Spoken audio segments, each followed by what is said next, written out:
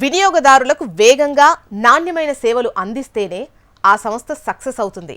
అందుకే ప్రత్యామ్నాయ ఆదాయం పెంచుకునేందుకు రాష్ట్ర ప్రభుత్వ సహకారంతో లాజిస్టిక్స్ విభాగ నెట్వర్క్ను మరింత విస్తరిస్తున్నామని టీఎస్ఆర్టీసీ ఎండీ వీసీ సజ్జనార్ తెలిపారు.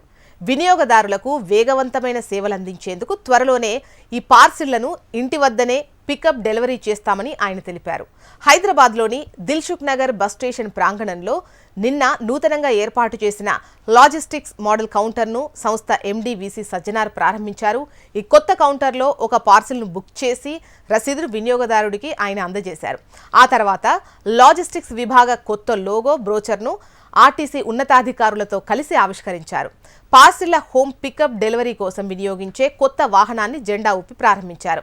ఆ తర్వాత ఆర్టీసీ ఎండీ సజ్జనార్ మాట్లాడుతూ టీఎస్ఆర్టీసీ లాజిస్టిక్ విభాగం తెలంగాణలో అతి వేగంగా పార్సిళ్లను డెలివరీ చేసే వ్యవస్థ అని అన్నారు.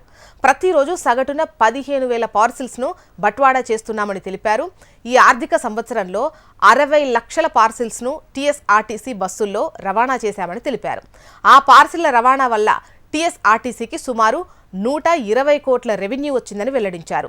సంస్థకు టికెట్ ఆదాయం 97% వస్తుంటే టికెటేతర ఆదాయం 3% వస్తోంది.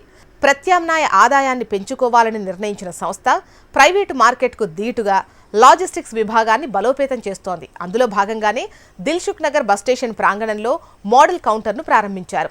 త్వరలోనే ఇలాంటి కౌంటర్స్ను రాష్ట్ర వ్యాప్తంగా ఏర్పాటు చేయబోతున్నారు.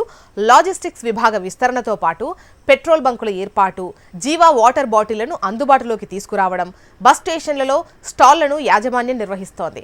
జీవా వాటర్ బాటిల్స్ను అందుబాటులోకి తీసుకురావడం, బస్ స్టేషన్లలో స్టాళ్లను యాజమాన్యం నిర్వహిస్తోందని టీఎస్ఆర్టీసీ ఎండీ వీసీ సజ్జనార్ తెలిపారు.